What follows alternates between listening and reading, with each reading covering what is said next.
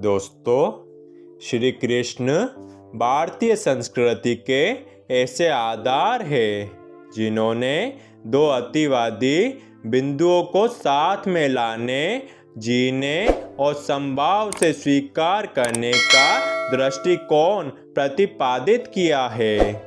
भारतीय दर्शन के प्रणेताओं में से एक श्री कृष्ण ने आम जीवन के लिए आवश्यक ऐसे सिद्धांतों को इतनी सहजता से साकार किया है जिनकी गूढ़ता का रहस्य समझना हर किसी के वश की बात नहीं है।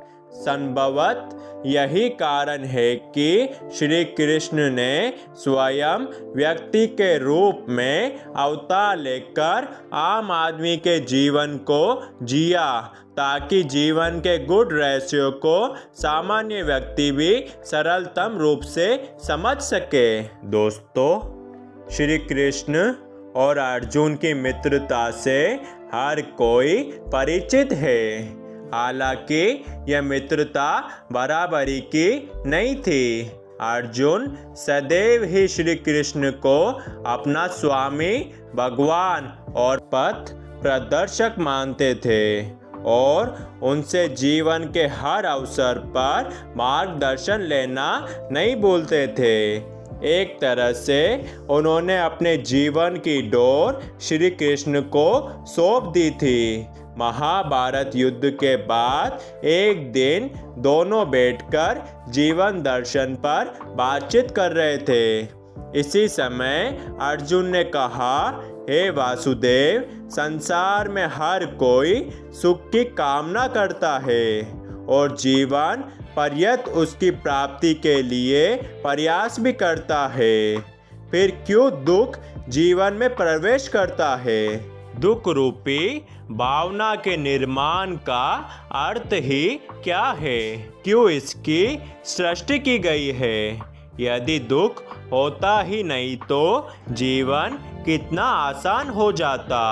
सुख और दुख दोनों विरोधी भाव है और इनकी आवाजाही ने आम जीवन को दुखी कर रखा है। अर्जुन की ये बातें सुनकर श्री कृष्ण ने कहा कि हे पार्थ, सबसे पहले और आवश्यक बात यह जान लो कि सुख और दुख एक दूसरे के विरोधी नहीं है बल्कि पूरक है। वास्तव में ये एक ही सिक्के के दो पहलू है। यदि दुख ना हो तो सुख की अनुभूति भी ना हो पाएगी। जब दुख आता है उसके बाद ही सुख की प्राप्ति की इच्छा होती है, नहीं तो व्यक्ति सुख की कीमत जान ही नहीं पाता। यह बात सुनकर अर्जुन ने कहा, हे कृष्ण, तब एक ऐसा वाक्य कहिए जिससे दुख में पड़ा जाए तो मन सुख पाए और सुख में पड़े तो मन नियंत्रित हो जाए, अर्थात वह बात सुख और दुख में समान रूप से प्रभावी हो। फिर श्री कृष्ण ने मुस्कुराते हुए कहा, यह समय भी बीत जाएगा। हे अर्जुन, समय का पहिया कभी एक जगह नहीं थमता। दुख आया है तो एक दिन जाएगा ही और सुख आया है तो वह भी एक दिन जाएगा ही। और यह भी तय है कि दोनों बारी बारी वापस लौटकर आएंगे, क्योंकि यही जीवन है। अर्जुन ने तुरंत ही श्री कृष्ण की चरण वंदना की और कहा, सत्य है प्रभु, अब कोई संशय नहीं। दोस्तों, श्री कृष्ण कहते हैं, समय सबसे बलवान है और यही सत्य है। उसे अपनी गति से आना है और जाना है। उसके हर कदम के साथ कभी सुख तो कभी दुख को भी जीवन में आना है।